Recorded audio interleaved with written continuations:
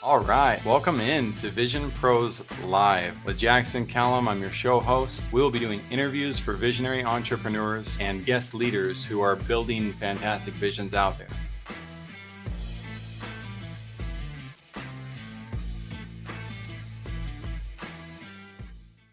What's up, everybody? Welcome into another episode of Vision Pros Live. I'm your show host, Jackson Callum, founder and CEO of First Class Business. And I am really excited to have Dr. Matthew Kutz on the show today. He's got a book called Becoming Epic. He's also all about leadership and helping us learn how to lead. And this is one of those sacred topics for me that it really wasn't until my 30s where I started to realize what a bad leader I actually was. And that's not a process of like self-deprecating or saying I'm a bad person. I just didn't know how to lead. I didn't know how to inspire people in the ways that they needed it. I had only kind of learned like things that I wanted for my life. And so if you're in your 20s and you're way ahead of me on that, congratulations. My hope is that we can inspire you to continue to lead better and better. Speaking of great leaders, a couple of really important resources for those of you out there. I know most of us who listen to podcasts understand the value of creating a great podcast space. I'm down here in Ecuador on a humanitarian mission, and so I don't worry so much about the theatrics. But if you do care about having a great studio with great lighting and all of that, I highly recommend Junaid Ahmed of Home Studio Mastery. Check out what he's doing. He builds $50,000 plus studios, but he also helps people just get started with the process and understand what microphone to have, how to set up your systems for success. And a big part of the success of your podcast is that people can see you well and they can hear you well. It's super important to get those elements in place, and it's far more difficult than it has to be when you try to go about it alone. So Junaid is amazing. Then there's Dr. Danny Brissell. Dr. Danny Brissell is one of the world's leading educators, period. I've gotten to know him over the past year. It has been awesome to see what he does to help parents inspire their children to learn, to gain a passion and love for reading. It is so cool to see him teach. The guy is on fire. If you have children who could use a boost in terms of educational power and know how to move their lives forward, then by all means reach out. If you know other people who have children who are struggling with that, again, Danny's a great way to introduce him. They call him the Jim Carrey of education. He's super funny, super caring, super loving, and he's great at helping children with reading. He also does a lot for corporations. So definitely reach out to Danny. He's one of my favorite people on earth.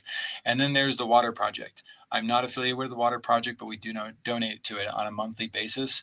I found out that there are millions of people who don't have access to clean drinking water. I have never suffered with that. Maybe today. Maybe I've had my first week of this experience. We won't go there, but my stomach does hurt a little bit. So when you're without the type of drinking water that you need, though, for even a little bit, it's kind of a scary process. There are people in Africa who don't have access to clean drinking water. Their kids have to leave school. The parents have to leave work. They have to give up everything. And the least that we could do, and what I hope you will do, is just talk about this. Bring up the Water Project to others and let people make their decision. You never know how far the ripple effect will go of your act of doing just that. You might inspire somebody to invest in several of those. And we're talking about a generational impact that then allows people to stabilize their life situations so they can focus on things like proper education and moving forward, and we can have generational impacts in parts of the world that normally wouldn't be able to reach. So we got 8 billion people out there to help. If you know of a cause that you'd rather see us support, if something's burning, you're like, man, why doesn't he talk about this? Drop the link. Let me see the cause. Let me get involved. That's also a request of mine, is let me see what's going on in the world and let's support you on that. And if you're a visionary, come and join us on the show as well. Back to Dr. Matt, because we got to maximize his time here. Matt, welcome to Vision Pros Live. Thanks, Jackson. That's great. You've got some great things going on. The Water Project, I'm actually familiar with. I used to live in Rwanda. And you did? I did. So, yeah, I was a Fulbright scholar there, worked with some people there, did some work with some NGOs, some leadership development stuff. So that's a great project. Right, I love it. Well, I'll reveal a secret for the whole show. For everybody who's listening in, I just look for really cool, amazing, impactful things, and then I hang on to it. Like that's it. It's who was it? Dr. Rob McClelland, I think it was, just yesterday, posted about how people who are consistent and reliable are often called genius. Yeah. Just because you show up and you get things done. It's like, I also had another friend that said, a leader, a mentor when I was younger, said, if you want something to get done, ask a busy person to do it. So with those little caveats, Matt, thank you for your energy. What question could I ask you that people kind of overlook when it comes to leadership? So how do I make a good decision? And Yeah. and I think that comes up a lot because I think that's the heart of the issue, right?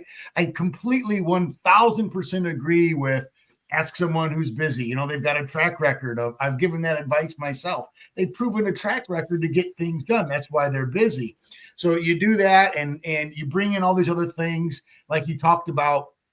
But I also think that what's critical about leaders who stand apart versus leaders who don't, if I can use it that way, is the leaders who stand apart understand how they think. We use it's a fancy word, metacognition. We throw that word around and they think about their thinking while they're thinking in order to change their thinking. And I think that that's really what we need to be focusing on is how am I thinking? What needs to be adjusted in my thinking, and how quickly can I initiate that adjustment? And so I think to get there, we've got to ask ourselves the question, how do I make decisions? And what is in there that I'm not aware of that feeds that? And that's what I think is so critical. Yeah, I'm sure I'm sure your listeners are read and familiar with, Daniel Kahneman and a lot of his work, Thinking Fast, Thinking Slow. So, He talks quite a bit about cognitive biases and logical fallacies and all those things that really prevent us from seeing the world accurately or the way that it really is instead of how we actually see it, which is how we want it to be. And we need to make that adjustment. And I think it starts with asking the question again, how do I make decisions and what's the process that I use? I like to introduce a model to people that has been helpful. People have told me it's been helpful. I wrote a book on it a few years ago called Contextual Intelligence, how 3D thinking enhances or solves the problem of uncertainty, complexity, and ambiguity. And we just released the second edition of that book in September. But in that book, I talk about the 3D thinking process. And the 3Ds are the three dimensions of time: hindsight, insight, and foresight, and our past, present, and future. cool. And I think that's an incredible way to get people to start to think about how they think. I use it in my coaching and my leadership development courses as a way to introduce metacognition directly in the real moment time. So I ask people, hindsight, how has your experiences affected how you see the world right now? And I ask what experiences are biasing your response to the opportunity you're facing right now? And I think that's an incredibly important question. And when I ask that right off the bat, people are like, well, I've never considered that. But you have to realize that any resistance, any opposition, any unwillingness to take a risk comes from somewhere. So I like to ask, well, what experience are you referencing when you say, I don't know about this, or I don't know that we should? And then it forces them to go back and remember the past differently, because then it's a great opportunity to point out, well, you interpreted whatever event it was this way that's shaping how you're acting now. But what if I told you I would never have interpreted it that way? I would have looked at it this way or that way. And all of a sudden they have a major change. So we start with hindsight, and we've got to have hindsight. Then we've got to have insight. And insight is awareness of what's actually going on right now in real time. And what's so profound about insight is, we tend to say things like, we've tried that before and it didn't work. Well, the assumption behind I've tried it before and I didn't work is that, well, the conditions that were in play then are the same conditions that are in play now. So it's because it didn't work then, it won't work again now. And that's a major fault in our thinking. Huge. You have to understand the conditions now are different. We all have experiences where we tried something a long time ago. We tried it again. It's like, why did it work this time? Well, it's because you're a different person. The person, and just keep it within the weather's different. There's all sorts of variables. Yeah, there's so many things that are different. You're not hungry right now while you're having the argument. Exactly, 100%. So those are things. So insight, but is really, really important. And then finally, foresight. And this is my favorite one of the three time orientations, is understanding how to actually perceive the future accurately. And so I make a big difference between foresight and fantasy. And I think too many of us deal in the realm of fantasy and avoid the reality of foresight. And one way that I talk about how to distinguish the two is what I call the I can't because clause. So let's say you have a future in mind, a dream, an aspiration, a vision in mind, that's going to take you a couple years to get there. I want to finish my PhD. I want to write my novel. I want to, and I want to give clean water to Africa, whatever it might be. And you have this vision out there, and it's a noble, worthwhile vision to pursue. But then you come up and you tell, it's self-talk. You tell yourself, I can't because I would like to finish my doctoral degree, but I can't because I would like to have a great relationship with my spouse, but I can't because. And it's the I can't because clause that indicates you're dealing in the realm of fantasy when you're thinking about whatever that is you want to have or be. Whereas a person who's operating in foresight recognizes the challenge and the obstacle. Yes, I would like to finish my novel or have a great relationship with my spouse. And I realize that there's challenges there, but this is how I'm planning to inch toward that every day. And they set anything. I mean, it can be minuscule, but they set some sort of strategy to move them in that direction. And that's really how we move away from fantasy into foresight. And wow. The third piece of all that is all three of those pieces need to be connected. You need to be operating equally in all three time orientations. And what we tend to do as humans is emphasize one time orientation over another. I've got thousands of data points, in my research on this. And statistically speaking, most people default to hindsight. Most decisions are made based on what happened before or last time. And they don't realize, like we said, the situation and context is different now.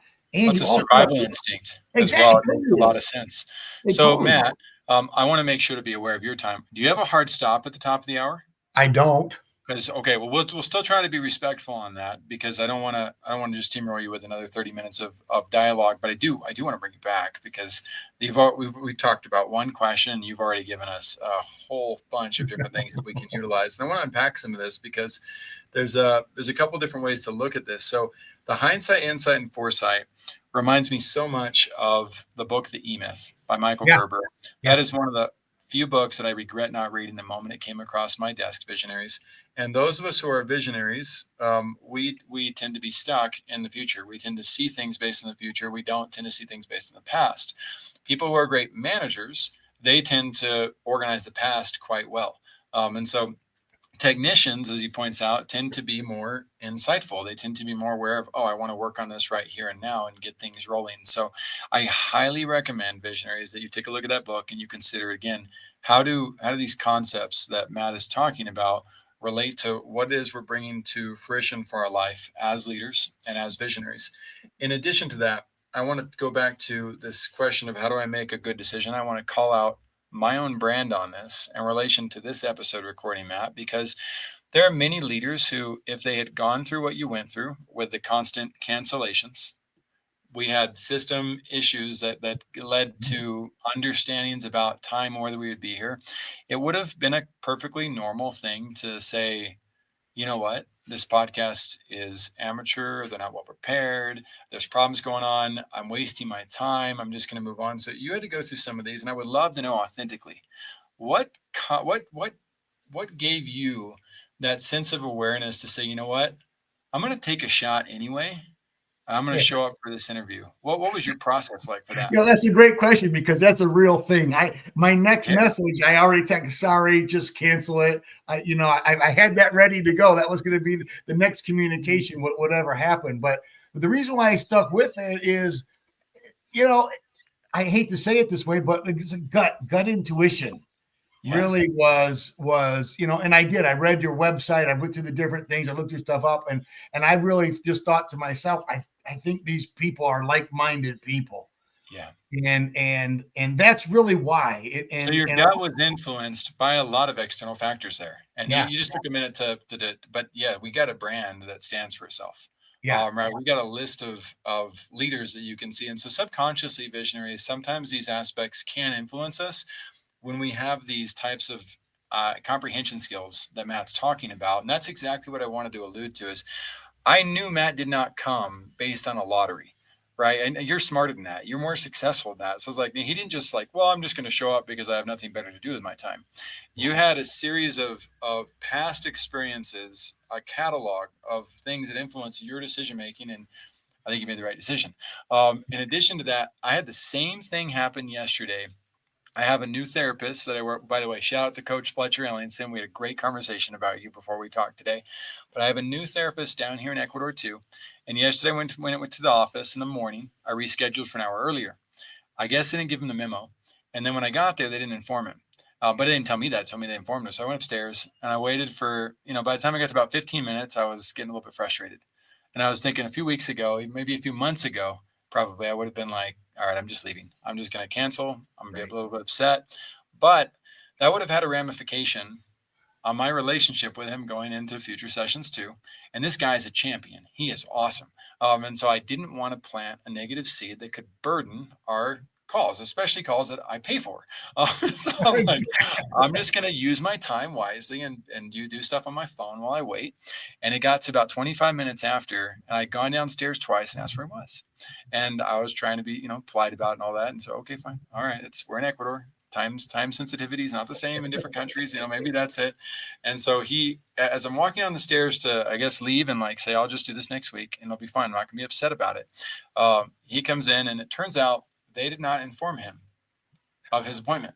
And he's kind of in like a hospital style clinic thing where it's not his staff that does these things either. And so all these discoveries led to me and Dr. Oscar having a phenomenal conversation. We had a little bit shorter conversation. He would have been a little bit longer. He tried to explain what he was doing. And I said, look, Dr. Oscar, one, we're in this for the long haul. Don't even worry about it. Two, with Americans, at least American entrepreneurs, more important than explaining yourself is ending on time. Yeah. I'm grateful for the last 20 minutes, but next time if I tell you I need to leave by a certain time, cut it off at that time. That's part of my culture. And he respected that. We had a great conversation about it. Visionaries, your life's going to get disrupted over and over as you try to bring your vision forward. And if we can learn the art of patience, if we can learn the art of leading by example, making room for mishaps, we can discover opportunities that are often far above and beyond whatever our angst ends up taking us towards. So, Matt, I just want to honor you for that because, again, there was a lot of bumpy things over the course of months to get us into this conversation today, and you showed up like a champion. Yeah. Well, two thoughts on that. As you talk about disruption, as you're talking about that, I actually have on my other screen over here. I've been working all day. That's why I was sitting at my computer to even be able to interact back and forth. Is I started a new writing project that I'm calling Curating Disruption, and how important it is for us to not only use disruption and benefit from it, but actually curate it ourselves so we can benefit from it. So that's interesting. But story of my life, I have pissed a lot of people off curating disruption on purpose. Same here. It's been a ton of fun, but created a lot of good movements too, though, right? And yeah, absolutely. And I wanted to come back to the other point you made about perception and this gut instinct thing. And I have a new book coming out in December called Becoming Epic. And EPIC is an acronym for being excellent, being perceptive, being inspired, and being compassionate. And I spent a lot of time in the chapters on perception, on how to develop that perceptive mindset, that almost like a prophetic awareness of your environment and situation, and how we can cultivate that in our lives. And of course, one of the things that I point to in that is learning to experience life in those three dimensions of time. And, a classic example, Charles Dickens, nothing new under the sun kind of a thing. But Charles Dickens, wrote the novella Christmas Carol, however long ago he wrote. But he's basically talking about hindsight, insight, and foresight, how the ghosts of Christmas past, Christmas present, and Christmas yet to come changed Ebenezer Scrooge's life and the way that he was known and recognized in his own community. And I believe perception, when we learn to develop that, has the same power for us. And it's just an incredible thing. And a lot goes into that. Malcolm Gladwell wrote a great book on that, on the tipping point, when he talked about thin slicing and how we perceive, how our experiences affect us and all those things. And I think a lot of us miss those things because it's not a mystical experience, a supernatural phenomenon. You may or may not believe in all that stuff. That's fine. But it doesn't have to be just that. It very much can be curated. It very much can be cultivated. And for people who have a visionary, a motivation, they definitely need to pick up on the perception because, like you said, they can miss a lot of incredibly great opportunities, and they can also avoid some painful ones as well. Huge. Amazing opportunities. My friends, let's lean into leadership. Let's lean into vision. I love that excellence, perceptiveness, inspiration, and compassion. Those go right along with our core values at First Class Business. The foundation of love, patience, persistence, consistency, and reliability are our pillars for success. Super, super valuable to dive into these values, virtues. Use ChatGPT to create your own personal assessment on these topics and see what can I be doing better to improve on these realities. It's amazing the resources that we have in our lives disposable to us to create abundance and wealth in our lives. Visionaries, we wish you the best. In the top right corner, it says, be our guest. Come and share your vision. You don't have to be a leadership guru who's been studying and became a doctor to do so, like Matt Kutz. You can be starting out on your path and come on this show and talk to us about how you're going to make a difference in this world. We want to support you in that. We want to help you in the process. And Matt, final words, fortune cookie for us before we leave. Fortune cookie, be consistent. Be consistent, part of the pillars. I appreciate that. We'll see you guys on the next episode of Vision Pros Live. Thank you, everybody. Thank you for being here today. I'm really happy that you tuned in to Vision Pros Live. I'm looking forward to seeing your reactions as these episodes continue to move forward. This is going to get more and more fun. We'll have more and more engagement as well. We'll invite people to participate in the show. And thank you for giving us your time and attention. Have an excellent time building out your vision and becoming a Vision Pro yourself.